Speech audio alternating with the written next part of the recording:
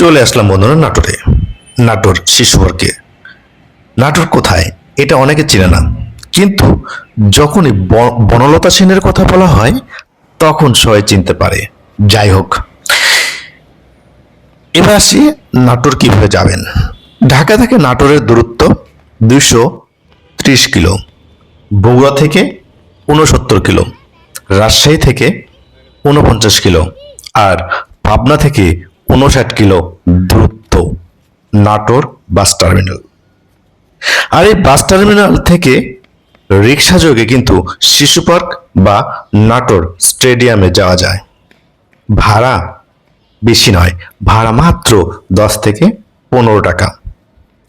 আওয়ামী লীগ শাসনামলে এই স্টেডিয়ামের নাম ছিল শঙ্কর গোবিন্দ স্টেডিয়াম, কিন্তু আওয়ামী লীগ পতন হওয়ার পরে এই স্টেডিয়ামের নাম হয়েছে আধুনিক স্টেডিয়াম। যেভাবেই নামকরণ হোক না কেন, স্টেডিয়াম স্টেডিয়াম আমাদের নাটোরের স্টেডিয়াম আধুনিক হোক আর যাই হোক, এটা আমাদের গর্ব। এই স্টেডিয়ামের ঠিক বাইরে, ঠিক সামনে তৈরি হয়েছে শিশু পার্ক, যেখানে সারাদিনই শিশু থেকে শুরু করে বড়রা পর্যন্ত আড্ডা দেয়, আনন্দ করে।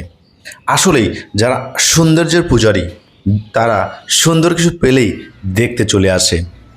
আমিও তাই চলে এসেছি বাচ্চাদের নিয়ে আনন্দ উল্লাসে মেতে থাকার জন্য। আর আমার বাড়ি থেকে যেহেতু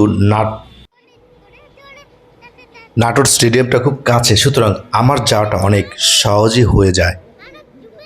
এবার আসি নাটোরের কিছু সৌন্দর্য, অর্থাৎ শিশু পার্কের মধ্যে যে সৌন্দর্যগুলো, শিশুরা আসলে কি কি উপকরণে খেলতে পারবে। আছে নাগরদোলা, আছে দোলনা, আছে উঁচু একটা সিঁড়ি,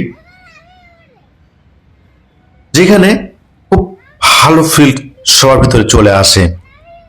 আর সেটা ভিডিওর মধ্যে দেখতেই পাচ্ছেন যে এখানে সৌন্দর্যটা কতটুকু।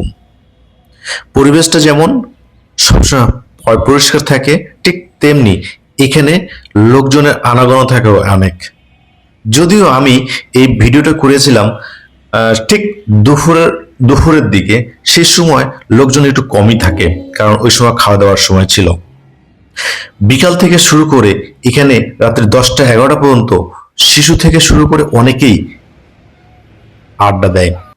তাদের মন প্রশান্তি করে, মনকে উৎফুল্ল করে এই জায়গাগুলো এসে।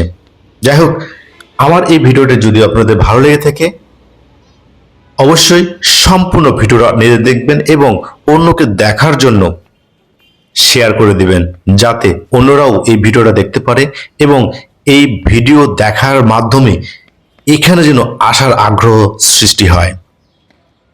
সবাইকে অনেক অনেক ধন্যবাদ এতক্ষণ ধরে আমার এই ভিডিও দেখা এবং আমার কথাগুলো শোনার জন্য।